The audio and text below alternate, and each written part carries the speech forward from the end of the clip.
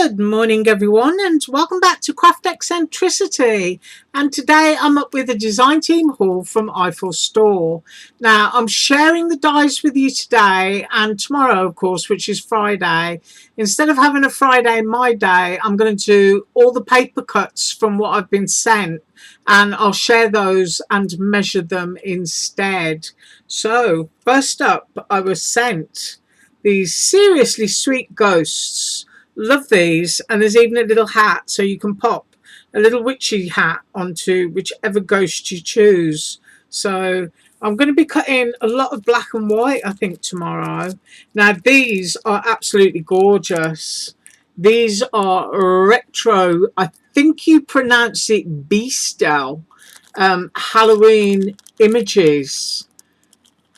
These are kind of like from, I think, the 1930s, 40s.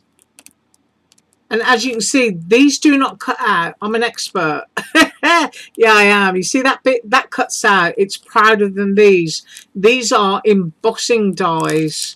So these are perfect for cutting foils and stuff like that. And of course, I'm going to cut them out tomorrow.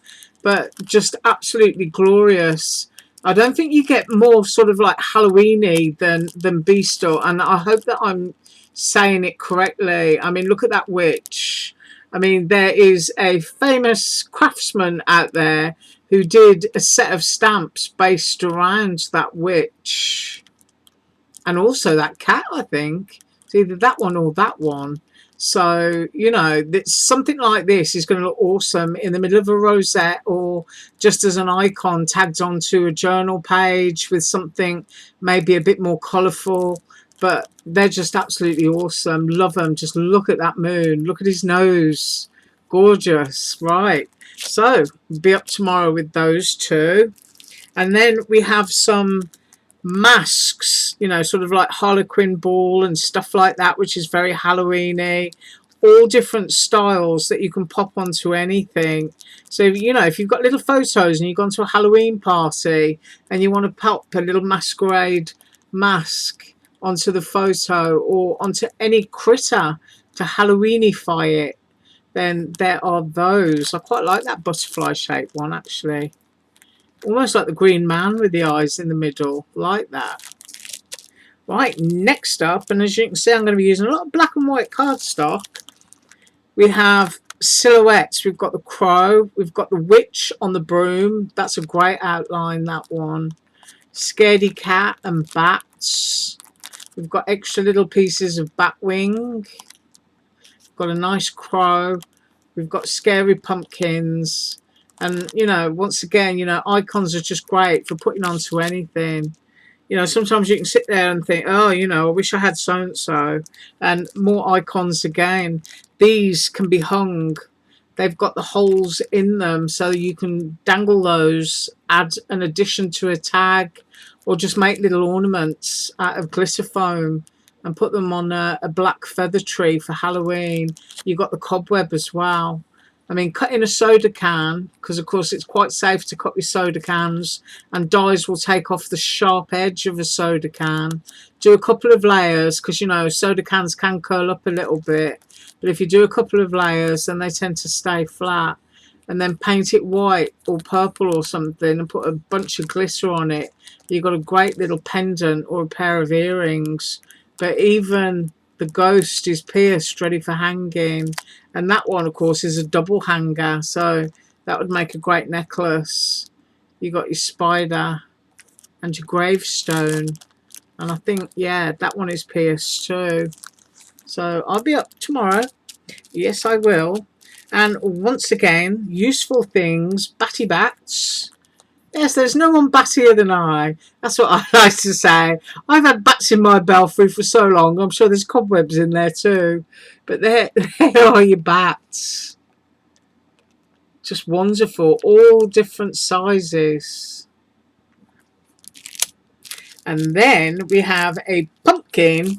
And this is a great one because not only is it a great sized pumpkin, but it also comes with lots of different faces. So you can, you know, switch this up or down, whichever way you choose. Have it on its own just with a stalk, and you've got a nice fall pumpkin. And then, of course, all your different faces for Halloween. Now, I can measure that one just for the size of the pumpkin, and that's 2 3/4 inches wide. And then as we go up here, we are 2 1/4 inches. And of course, then you'd add that onto there. So it's probably about 4 inches when made up. And we'll do that one tomorrow. Now, if you don't like spiders, you need to look away, because these are quite realistic, quite horrific. I must admit, I'm not a big fan of spiders, but for those of you who are, here they are. Oh, that just makes my skin crawl. It really does, especially that one. Ooh, it looks like it's reaching up to have a nibble.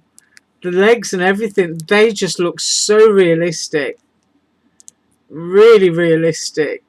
And if you get some of that, oh, what is it? That cobwebby stuff that you get from Dollar Tree on a roll, and then you cut some of these in black and just stuck them on there.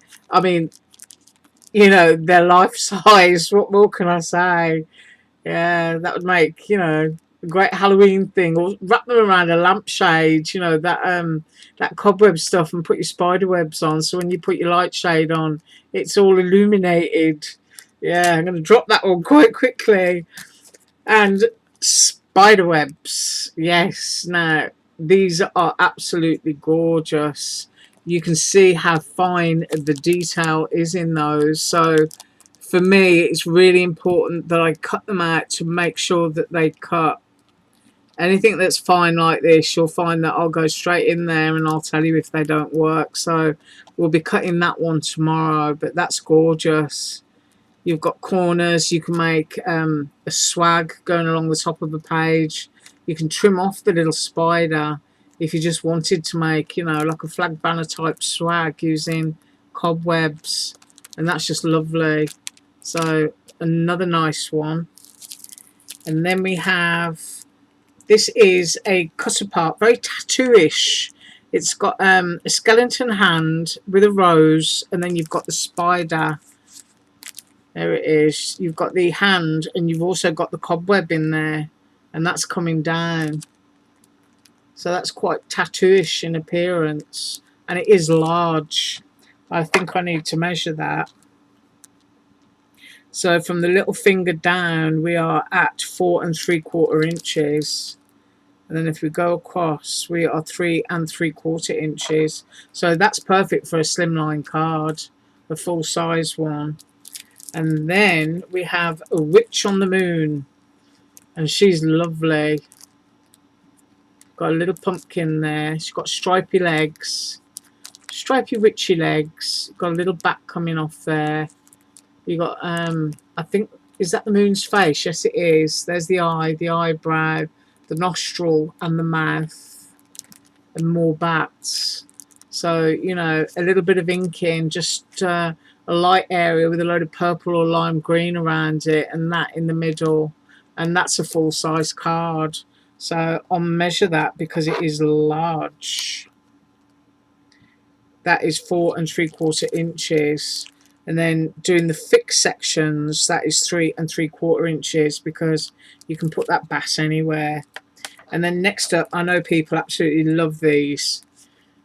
That very large Halloween Cameo. What a fabulous frame. And you've got the spider coming off it, and you've got the crow coming off it. I love that one. That is absolutely great. That's going to look nice done with a nice bit of inking behind, and then this pops up on foam pads. Can even be a shaker as well, because you've got that great aperture going on around it. Love that.